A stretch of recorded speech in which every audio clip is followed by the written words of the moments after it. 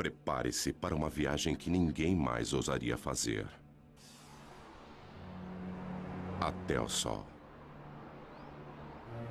Acima da camada protetora da nossa atmosfera, você ficaria exposto ao impacto total da radiação letal do Sol. O ultravioleta queimaria sua pele em segundos. Em seguida, viria o câncer de pele. Depois, a catarata. Suas mãos estariam quentes o bastante para derreter chumbo, mas na sombra seus pés sofreriam um congelamento profundo. Estamos indo para o coração superaquecido do nosso sistema solar.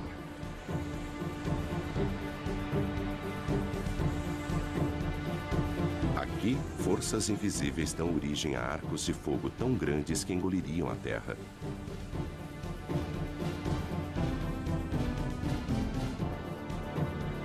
Onde explosões solares alvejam o espaço com jatos de energia pura.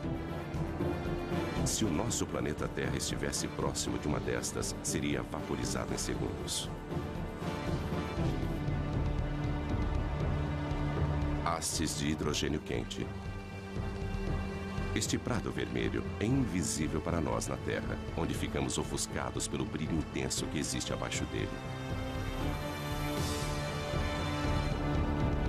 Aqui, jatos de calor sobem e descem, cada um com o tamanho do Texas e com 1.600 quilômetros de profundidade. E ainda mais abaixo, em seu núcleo, a temperatura é de 17 milhões de graus centígrados. Mas o planeta Terra está à distância certa desse inferno. Enquanto outros planetas são congelados ou escaldantes, nós, a 150 milhões de quilômetros, estamos em uma zona confortável. Um pouco mais perto e os oceanos ferveriam. Mais distante e a Terra seria um deserto gelado. Sem esta usina de energia, em apenas alguns meses estaríamos cobertos de gelo. Nós devemos nossas vidas a esta fúria do Sol.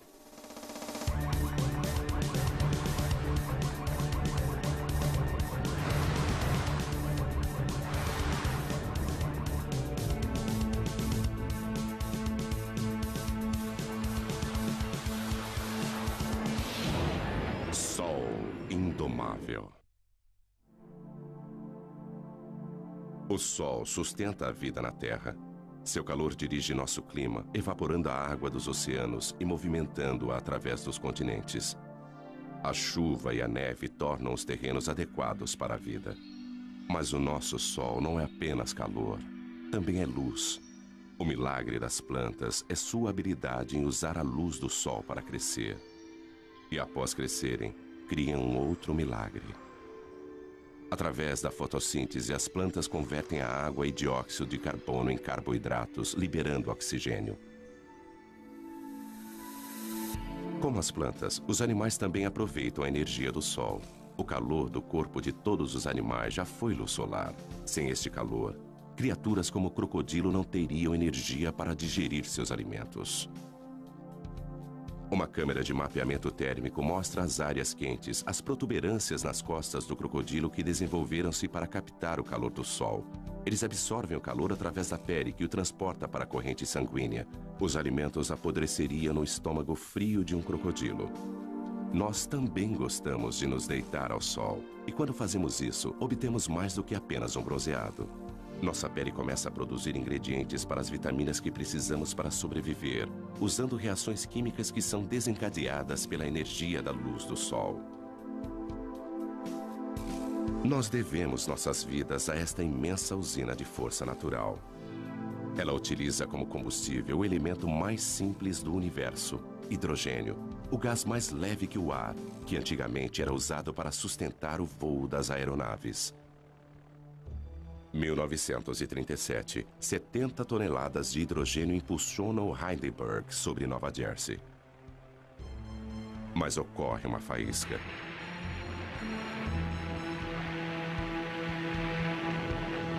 O gás se incendeia numa reação química.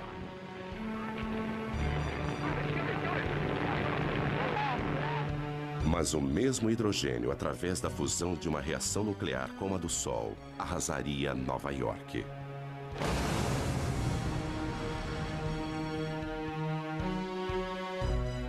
Por isso, o Sol é melhor observado a uma distância segura.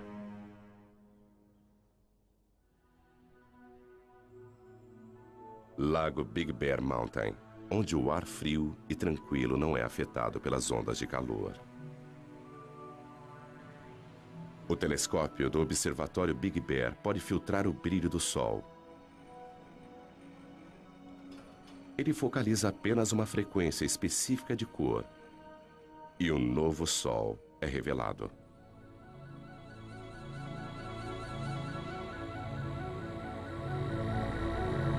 Deixando de ser um disco ofuscante e observando a luz emitida pelo hidrogênio quente, as características do Sol aparecem subitamente. Estas características refletem as variações do Sol, variações que, por sua vez, afetam a nossa Terra. As manchas pequenas e arredondadas são as áreas mais frias, manchas solares que localizam-se em uma superfície abrasadora.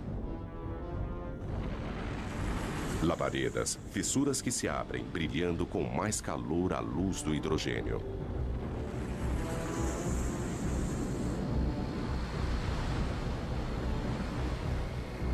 Estas manchas são algumas das áreas mais claras.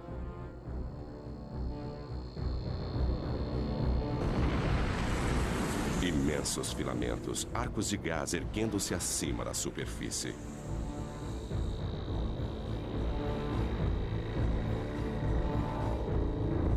Vistos de frente, eles são as linhas escuras que serpenteiam sobre a superfície do Sol.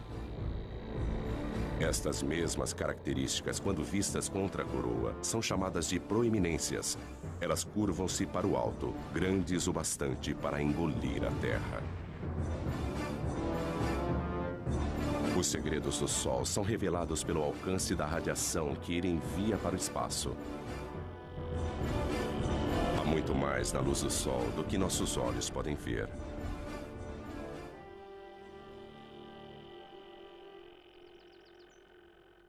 Graças à internet, ninguém precisa visitar um observatório para estudar o Sol. O professor e escritor Ken Lang trabalha na própria casa em Boston. Ele dedicou grande parte de sua carreira a pesquisar o que faz o Sol brilhar. O segredo está na capacidade do Sol de comprimir os átomos de hidrogênio com tamanha potência que eles se fundem, transformando-se em hélio. O Sol brilha por fusão nuclear. A fusão de 4 átomos de hidrogênio e 1 de hélio. Primeiro um átomo de hidrogênio funde-se a outro, depois mais um e um quarto. Mas o hélio pesa menos do que 4 átomos de hidrogênio que o formaram. Então a massa é menor do que a que você utilizou. Essa diferença na massa é a energia que alimenta o Sol. Alguns quilos de matéria transformam-se em energia em uma bomba H. Mas a cada segundo, o Sol libera a mesma energia de 1 milhão de bombas H. Apesar disso, existe uma força que impede que ele se fragmente. A gravidade. Ela é forte o bastante para manter o monstro nuclear sob controle. A gravidade comprime o Sol, fazendo com que ele se aqueça por dentro. As partículas movimentam-se mais rapidamente e a fusão nuclear ocorre a uma taxa mais veloz. Isso gera uma pressão de dentro para fora que faz com que o Sol se expanda e resfrie-se novamente. Mas quando a fusão obriga o Sol a se expandir, a gravidade volta a agir. O núcleo se aquece e a fusão nuclear aumenta. Então o pêndulo fica oscilando entre a gravidade e a fusão. É como um cabo de guerra indo e voltando, mas sem vencedor.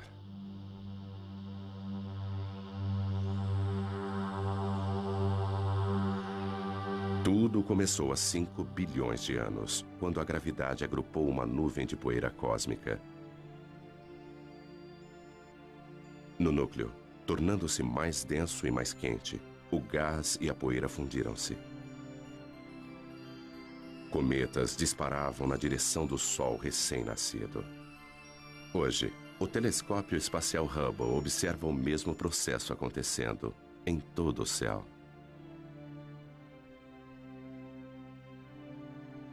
Nosso Sol é apenas uma entre bilhões de estrelas. O Hubble aproxima-se delas e nos mostra estrelas de todas as idades num ciclo de vida em que todas estão conectadas, porque as estrelas nascem de outras estrelas.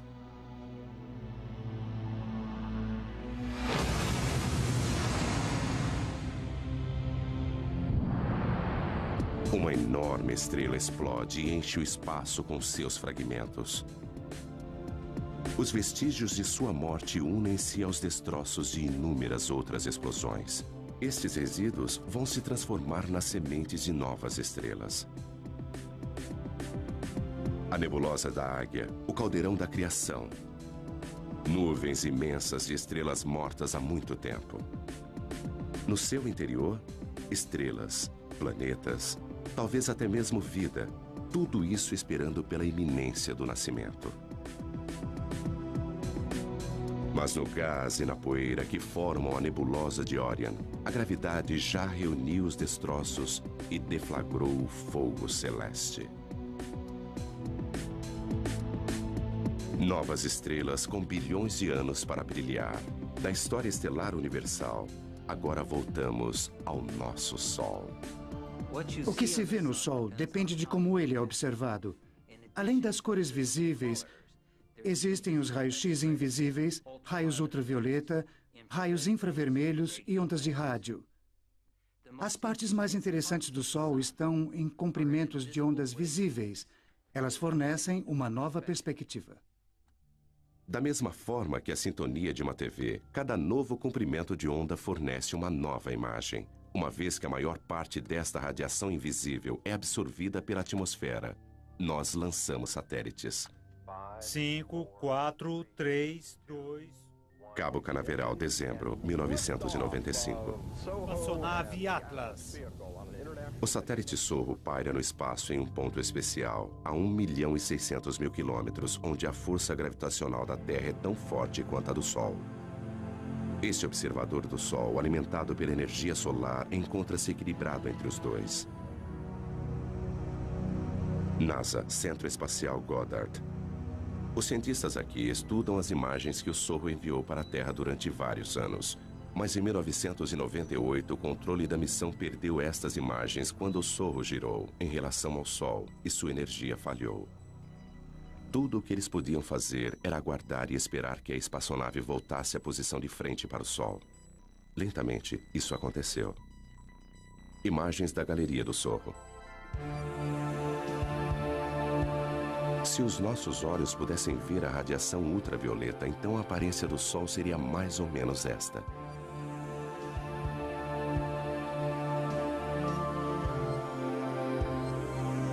A visão de raio-x mostra manchas brilhantes e quentes. Observando a luz do hélio, uma coroa turbulenta é revelada. Aqui, os gases são movimentados por uma força invisível. Magnetismo é ele que dá forma ao Sol. Os padrões que nós observamos no Sol são os mesmos das linhas dos campos magnéticos em torno de um ímã na Terra. O magnetismo molda, dá forma e comprime tudo o que nós vemos no Sol. Ele energiza explosões potentes. Ele aquece a coroa solar. O magnetismo invisível governa o Sol. O Sol é tão quente que seus átomos de hidrogênio são desmembrados. O que sobra é o plasma, partículas escaldantes e eletricamente carregadas. E onde houver magnetismo, o plasma vai agitar-se. Aqui, nada fica estático. Este roda-moinho incontrolável é um furacão solar com 1.600 quilômetros de largura. E abaixo da superfície brilhante e visível, a convecção ergue gigantescas labaredas de plasma da fornalha sob pressão, mais abaixo.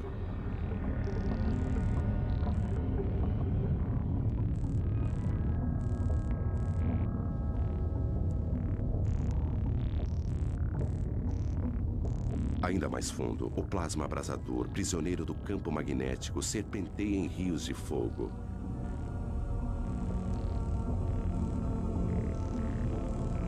O Sol está em constante movimento. Os mapas mostram que o plasma movimenta-se em velocidades diferentes nas diversas camadas. O vermelho é mais rápido, o azul é mais lento. As partículas elétricas giram em redemoinho dentro do Sol. Mais depressa no Equador, mais lentamente nos polos. E essa diferença de movimento produz o magnetismo do Sol. Isso pode ser estudado com o telescópio McMath.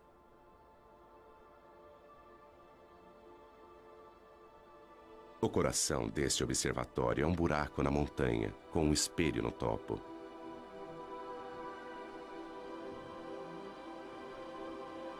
Don Jennings veio aqui para estudar o magnetismo do Sol. Apesar dele jamais alcançar a Terra, isso não vai impedi-lo.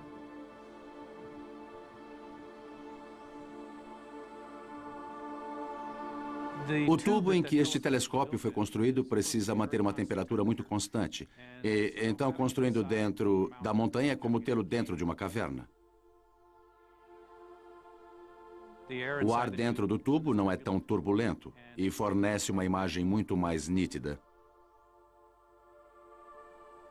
Ele tem um espelho no alto que capta os raios de sol e os envia a 90 metros de profundidade pela lateral da montanha até outro espelho que recebe o raio e o focaliza, formando uma imagem exatamente onde nós temos nossos instrumentos preparados.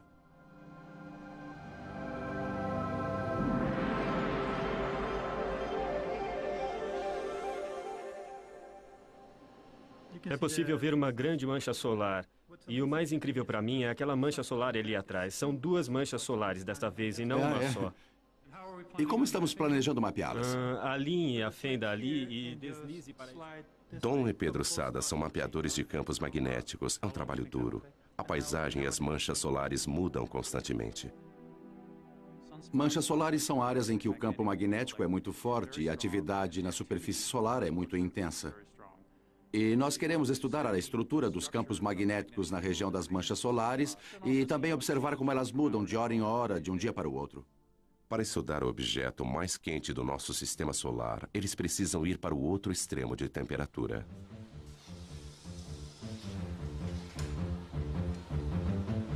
Nós precisamos encher nossos instrumentos com hélio líquido e nitrogênio líquido porque há um sensor dentro deles que precisa ser mantido a apenas alguns graus acima do zero absoluto a fim de operar corretamente. O que se vê aqui é um pouco do hélio saindo e formando vapor d'água no ar. Mas não se trata só de fumaça e espelhos. Há muita ciência séria acontecendo por aqui. Don e Pedro não podem medir diretamente o magnetismo do Sol, mas conseguem ver seus efeitos. O sensor congelado vai observar a radiação infravermelha do Sol e calcular as mínimas variações em sua cor. E agora está tudo pronto. Don, você pode instalar os filtros enquanto eu coloco a agulha no lugar, por favor? Ok. Campos magnéticos fortes alteram a coloração de algumas das luzes do Sol. Don e Pedro sabem qual deveria ser a cor, e observando o quanto ela mudou, eles podem mapear a força do magnetismo em torno de uma mancha solar. Ok, Don, eu vou focalizar a câmera para nós podermos ver melhor a mancha solar. Ok, faça isso. Eles criaram uma imagem de como o magnetismo se comporta em torno das manchas solares. O campo magnético proveniente daquela mancha solar é quase como uma fonte que eleva-se no centro, muito concentrado, depois se espalha. E geralmente as manchas solares ocorrem em pares, ou talvez mais.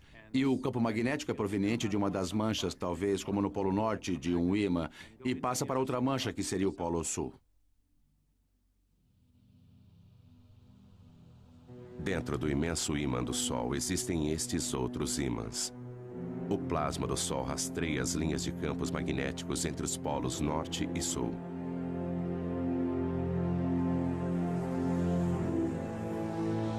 Quando o Sol fica mais ativo, o magnetismo é mais complexo. Então, a superfície é transformada em um tapete de agitação magnética. É isso que acarreta o surgimento de mais manchas solares. As manchas solares parecem escuras porque são mais frias do que o resto do Sol. As manchas formam-se onde o magnetismo é mais forte. O campo de força invisível desvia o calor em ascensão daquelas partes da superfície, tornando-as mais frias.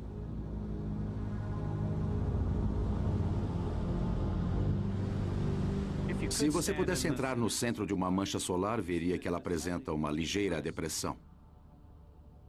Tem mais ou menos o formato de um prato.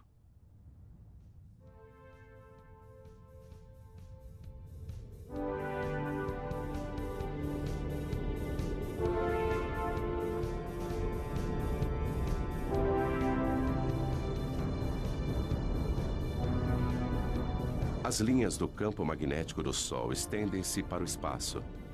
Às vezes, elas são delineadas por seus gases aquecidos e formam enormes arcos.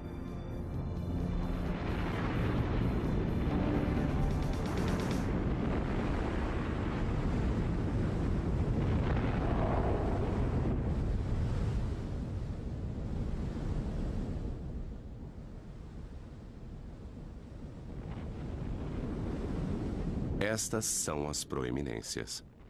As linhas magnéticas agem como tramas invisíveis, atraindo o plasma para fora. Elas podem pairar sobre o Sol durante semanas. Se você pudesse se aproximar de uma proeminência, veria milhares de quilômetros, talvez um arco grande assim, com materiais flutuando ao longo do campo magnético. Não se vê o campo magnético, só se vê o material brilhante. Arcos de gás que poderiam ir da Terra até a Lua. As linhas de campos magnéticos, quando formam uma proeminência, seguem um padrão de forma igual ao que vemos em torno de um ímã, e é o mesmo padrão. Frequentemente, elas começam como pequenos arcos e depois aumentam. E durante um período de tempo, elas podem se desconectar, e o material então passa a flutuar no espaço.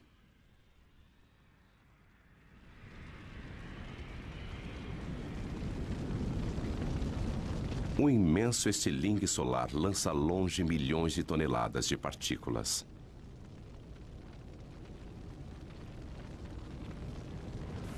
Pode até parecer lento, mas este plasma está a uma velocidade tamanha que poderia cruzar os Estados Unidos em menos de 1 minuto. Indicadores solares para 28 de outubro seguem. Fluxo solar 108 em Boulder A, indicador 10. Repetindo, fluxo solar 108. Boulder, Colorado. Este é o Centro Nacional Atmosférico e Espacial. No Centro de Operações Atmosféricas do NOAA, nós monitoramos 24 horas por dia e 7 dias por semana. O indicador Boulder K0 100 horas UT em 29 de outubro era 3. Repito, Hoje, 3. Courtney Williamson é o meteorologista do centro. Outras pessoas pesquisam e mapeiam as atividades do Sol.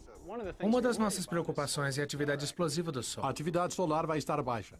Estas áreas mais claras são áreas de campos magnéticos muito fortes. E às vezes estes campos magnéticos tornam-se muito carregados. Quando isso acontece, eles precisam liberar energia e fazem isso na forma de uma explosão solar. 8 minutos após uma explosão, a Terra é bombardeada por raios X e ultravioleta que causam pane nas telecomunicações. 1984, toda a comunicação entre o avião presidencial e o controle de terra foi interrompida. Quando o presidente e a senhora Reagan desembarcaram na China, o comandante em chefe do exército norte-americano já estava sem contato há várias horas. Não havia nada que ninguém pudesse fazer a respeito. Até as comunicações por satélites foram afetadas. Em uma tempestade solar, raios de energia incineram a parte mais alta da atmosfera da Terra. O ar rarefeito se expande, trazendo para baixo satélites que normalmente estariam orbitando mais acima. Mas as explosões não são o único resultado. As proeminências podem parecer com arcos brilhantes na coroa do Sol. Mas quando vistas de frente, elas aparecem como faixas escuras e finas. E recebe um nome diferente: filamentos.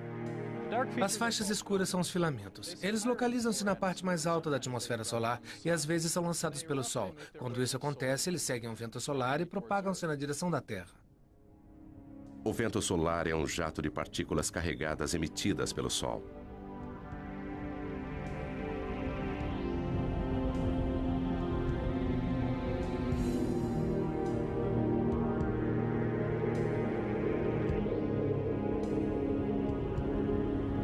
Nossa estrela sofre constantes explosões, enviando milhões de toneladas de elétrons e prótons para o espaço a cada segundo.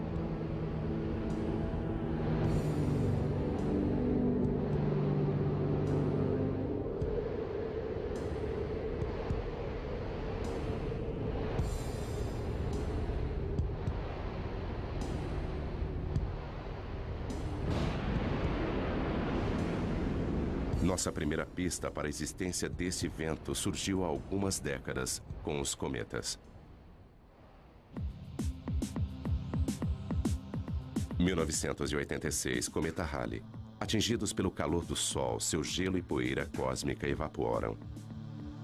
10 anos depois, o cometa Hale-Bopp, visto com duas caudas. Uma delas, um rastro amarelado de poeira e detritos que cobrem a trajetória do cometa. A outra cauda é de um azul elétrico. É gás brilhante, são partículas carregadas e, como uma biruta, movimenta-se na direção daquele vento solar. Esta cauda sempre aponta para a direção contrária ao Sol. Mas existem maneiras melhores do que cometas para ver o vento solar no espaço. Os satélites alimentam os monitores no Centro Nacional Atmosférico e Espacial. Estas são a densidade, a velocidade e o campo magnético do vento solar. Elas mostram a Joe Conchis exatamente como o vento solar está soprando. No momento, a velocidade está em torno de 1.600.000 km por hora. Se fosse o dobro disso, nós teríamos uma condição que sabemos estar relacionada a atividades intensas de tempestades geomagnéticas na Terra. O sorro pode vislumbrar a tempestade no horizonte. Como um disco no centro para filtrar o brilho do Sol, ele vê as partículas que estão sendo emitidas pelo Sol.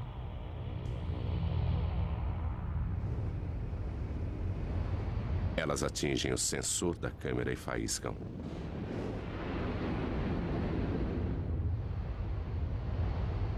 Várias explosões de partículas vão bombardear o campo magnético da Terra.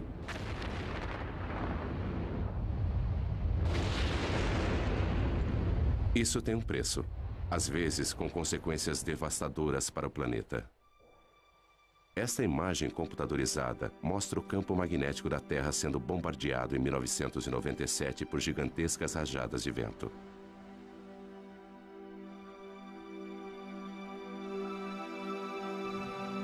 O campo magnético normalmente calmo, mostrado aqui em cinza, sacode violentamente conforme as ondas de partículas o atingem.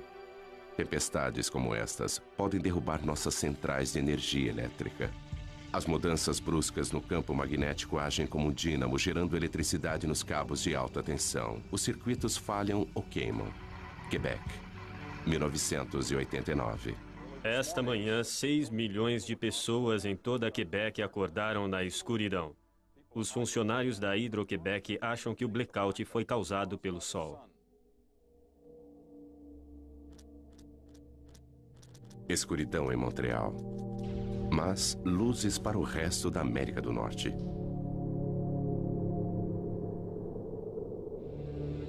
As partículas que derrubaram energia em Quebec alcançaram a Terra e produziram a aurora boreal e austral.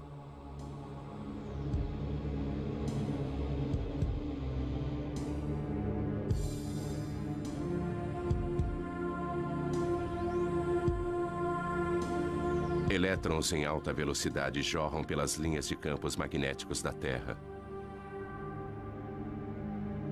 Como a eletricidade que faz brilhar uma lâmpada de neon, eles colidem com o oxigênio da nossa atmosfera. E brilham.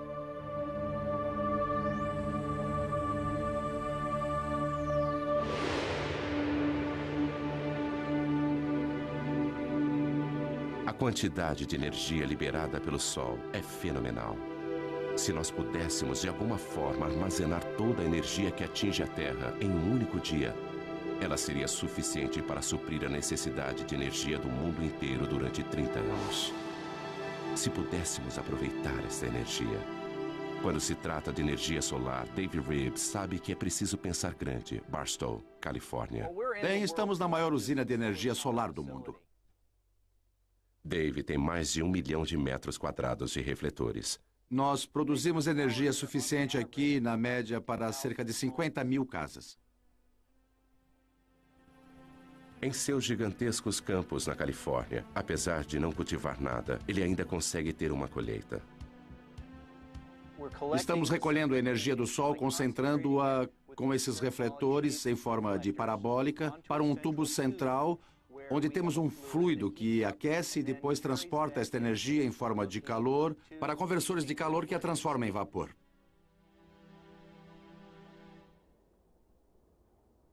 O fluido dentro do tubo é óleo, aquecido pelo calor do Sol. Mais quente do que chumbo derretido, cada metro quadrado de refletores capta energia suficiente para alimentar 5 aparelhos de TV.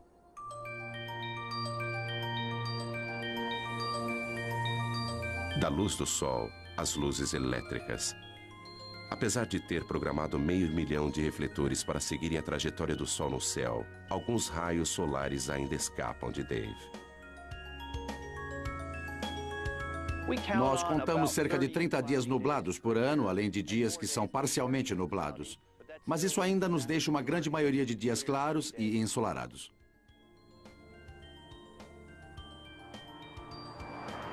A energia solar jamais vai fornecer toda a nossa eletricidade. Mas por que tentar captar a energia de uma estrela a 150 milhões de quilômetros de nós?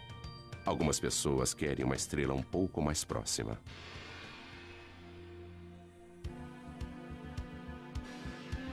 General Atomics, San Diego. Bem-vindos à fábrica de estrelas. É aqui que eles se atrevem a fundir átomos.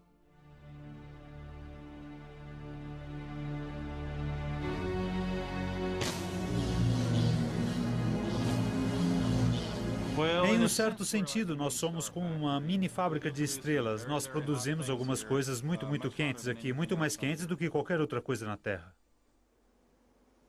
Rick Lee vai entrar na pequena câmara, onde os cientistas estão tentando produzir uma estrela na Terra. Ele veste roupas protetoras para manter a asepsia. Um contágio a 200 milhões de graus de temperatura causaria danos inimagináveis. Esta fábrica de sóis é a última tentativa de um sonho de 50 anos, uma fusão nuclear controlada. É um monstro da engenharia. Tudo isso para tentar reproduzir o que o Sol faz todos os segundos de todos os dias. Apesar de ser um cientista, para embarcar nesse projeto, Rick precisou aperfeiçoar-se em uma arte. Bom, é meio apertado aqui. É como dar à luz. Mas se eu ficar de lado e for avançando por aqui... Espera. Girando um pouquinho... Colocando os pés aqui em cima e andando pela parede. Não é assim tão difícil. O Sol comprime os átomos juntos com a gravidade. Rick utiliza uma outra força.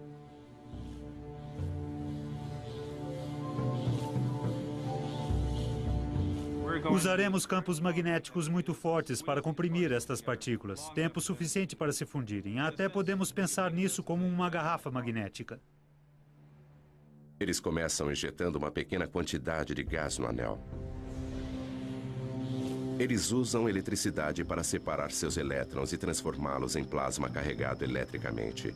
Então ele pode ser movimentado através do magnetismo. Vai encher quase até aqui. E depois nós vamos ligar os eletroímãs lá fora que vão produzir campos magnéticos para comprimir o plasma quente até esse tamanho, onde a parte mais quente, a parte mais densa, ficará assim do tamanho da minha cabeça. Mas apreender o plasma com magnetismo já foi comparado a segurar gelatina com elásticos. Atualmente, eles só conseguem manter a fusão por alguns segundos. É incrivelmente sedutor criar um Sol na Terra, porque o combustível, hidrogênio pesado, é barato. É uma variedade de hidrogênio que ocorre naturalmente na água do mar. Controlando a fusão, esta seria uma fonte barata de energia para as gerações futuras. Eclipse no Caribe. Uma coincidência cósmica. A Lua está com o tamanho e a distância perfeitas para encobrir o disco brilhante do Sol.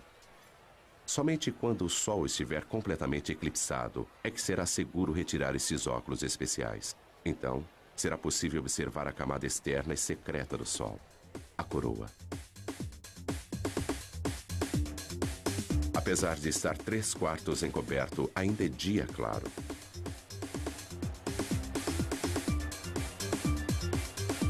A escuridão diurna abate-se sobre Curaçao.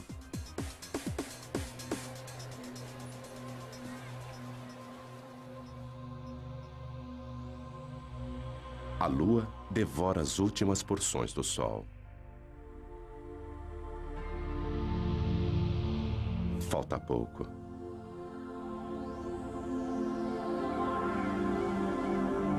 Agora, com o brilho encoberto, a coroa, a camada externa branca e brilhante do sol, está visível.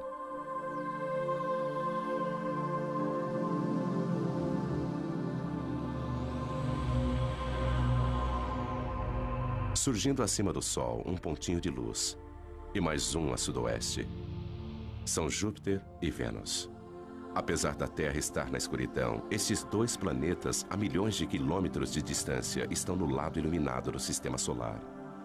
Mais abaixo, às 2 da tarde, está escuro como a noite. Imagens de um outro eclipse.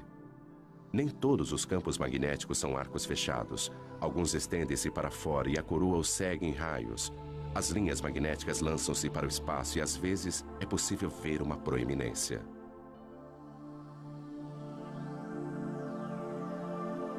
Do lado direito, uma coluna de gás aparece além da borda da Lua. Uma espiral rosada vista a olho nu apenas durante o eclipse.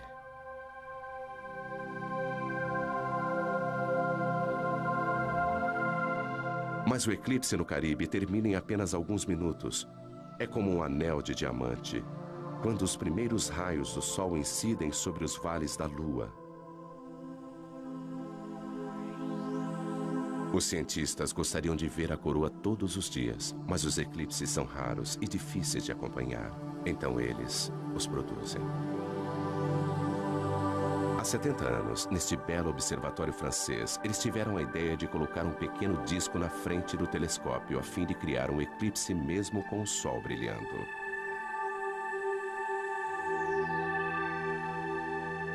Eles observam o que acontece em torno da coroa do Sol. Durante 2 semanas, as proeminências aparecem e somem, e a expulsão de partículas enche a coroa e aumenta o vento solar. Isso dá ao Sol um halo avermelhado. Fora da nossa atmosfera, o satélite Sorro consegue uma imagem ainda mais clara. Combinando isso com uma imagem do Sol, nós podemos ver como a atividade na superfície lança partículas na coroa.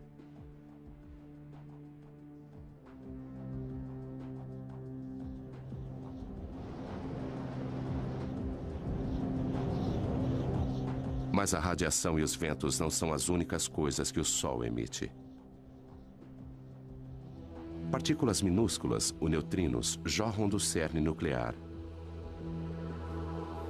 Um subproduto da fusão. Eles são como o resíduo do escapamento de um carro, que podem nos indicar como o motor nuclear está funcionando. Sudbury, Ontário. O Observatório de Neutrinos Solares. Durante 3 anos, a mais de 1,5 km de profundidade, eles escavaram uma imensa caverna com 10 andares de altura. O coração do detector, onde eles esperam capturar alguns neutrinos, é um gigantesco tanque de água. Se nossos olhos pudessem ver os neutrinos, eles choveriam com mais violência do que a pior nevasca imaginável. Nada entra em seu caminho. Atravessar 2.000 metros de rocha não é nada para essas partículas.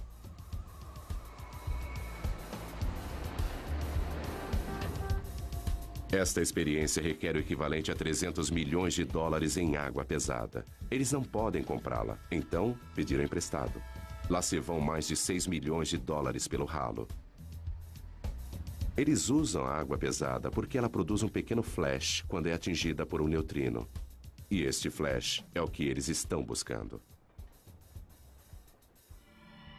Fusões nucleares diferentes produzem tipos diferentes de neutrinos. O tipo de neutrino e sua quantidade são fortes indicadores do tipo de reação que está acontecendo.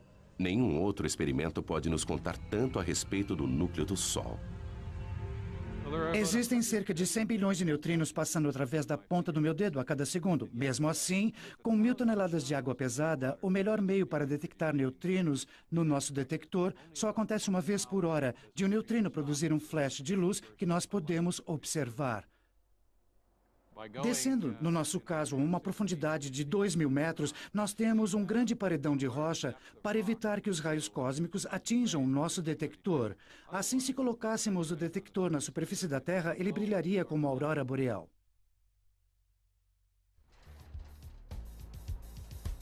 O caçador de neutrinos Duncan Hepburn trabalha em um observatório solar onde o Sol nunca brilha.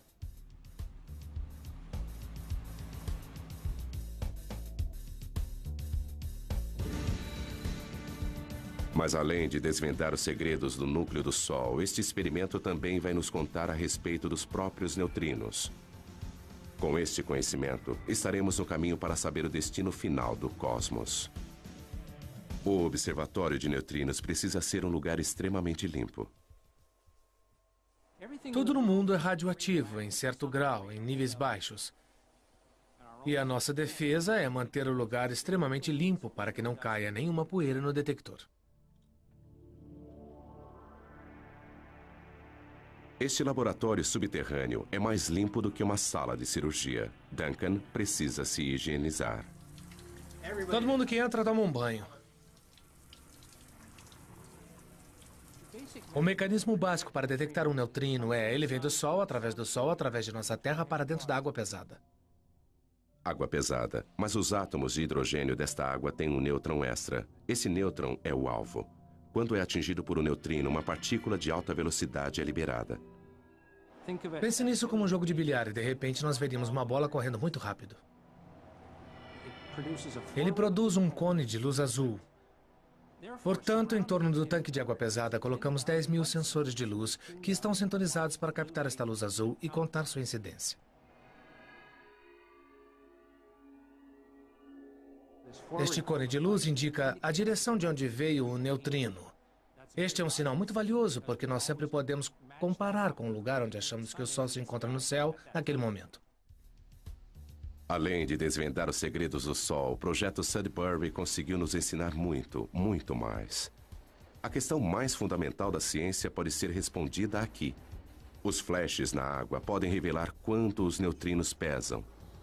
Sabendo disso, podemos prever o futuro do universo.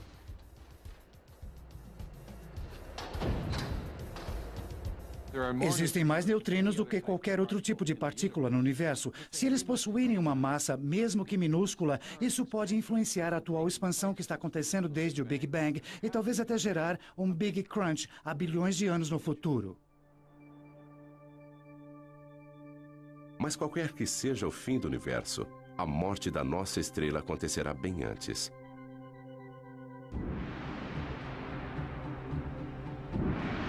Em 3 bilhões de anos, qualquer vida terrestre estará condenada ao crematório.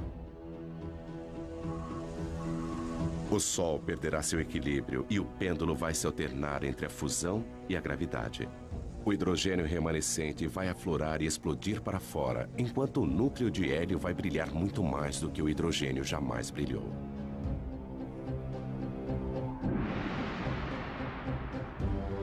Com a expansão do Sol, os planetas mais próximos serão incinerados. As calotas de gelo de Marte derreterão.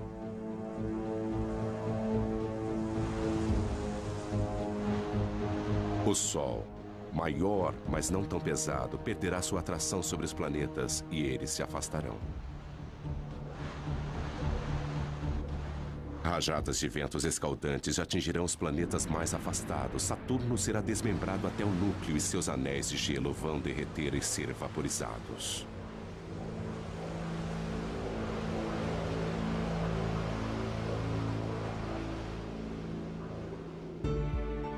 Antigo gigante, Júpiter agora parece modesto, encoberto por sua lua Europa, cuja calota de gelo derreteu e transformou-se em oceanos. O sistema solar está irreconhecível. O Sol consome a si mesmo agora, tornando-se uma anã branca alimentando-se das cinzas elementares das fusões anteriores. Em sua fase final, ele lança imensos jatos de poeira cósmica e os resíduos de sua morte alcançam muito além de seus antigos planetas. A ampulheta esgotou-se para o sistema solar. O Sol, que nutria e proporcionava vida para seus filhos, agora os devora. E ele lança suas cinzas ao vento cósmico para que sejam reunidas em nuvens e depois formar novas estrelas, novos planetas e talvez nova vida.